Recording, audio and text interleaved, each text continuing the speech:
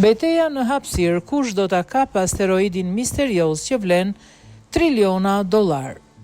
NASA po përpiqet t'i afrohet njërit prej objekteve më enigmatike dhe potencialisht më të vlefshëm në sistemin diellor. Bëhet fjala për misionin drejt asteroidit të quajtur 16 Psik, i cili është vënë në qendër të shënjestrës të disa agjensive hapësinore.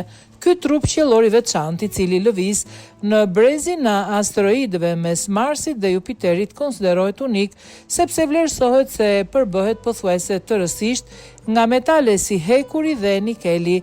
Nuk përjashtohet që ai të përmbajë edhe sasi të mëdha elementësh të rrallë dhe të vlefshëm. Reputacioni i tij si asteroidi trilion dollar është shkandezur tashmë. Skenar që e lidhi misionin jo vetëm me shkencën, por edhe me të ardhmen e ekonomisë hapësinore. Vlera teorike e metaleve që ka të ngjarë të gjenden në këtë asteroid ka ngjallur interes të madh mes qeverive, shkencëtarëve dhe investitorëve, edhe pse llogaritjet që qarkullojnë janë shifra astronomike. Asteroidi është bërë një nga objektet më të përfolura të eksplorimit të hapësirës. Misioni Psik i NASA-s është projektuar për të studiuar nga afër përbërjen gjeologjike dhe kimike të asteroidit.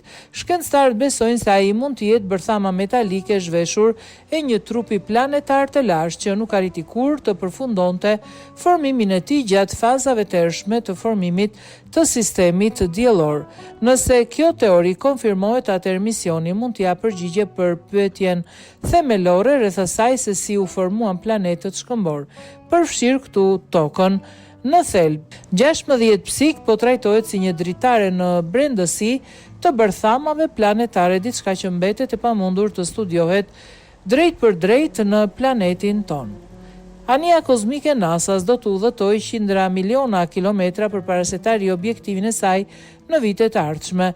Ajo është e pajisur me instrumenta të përparuara të hartëzimit, analizës dhe matjes së fushës magnetike në mënyrë që studiuesit të mund të regjistrojnë morfologjinë, përbërjen dhe karakteristikat unike të asteroidit. Vitet e fundit, agjensitë qeveritare dhe kompanitë të mëdha private kanë konsideruar gjithmonë dhe më seriozisht mundësinë e nxjerrjes metaleve të çmuara nga asteroidët.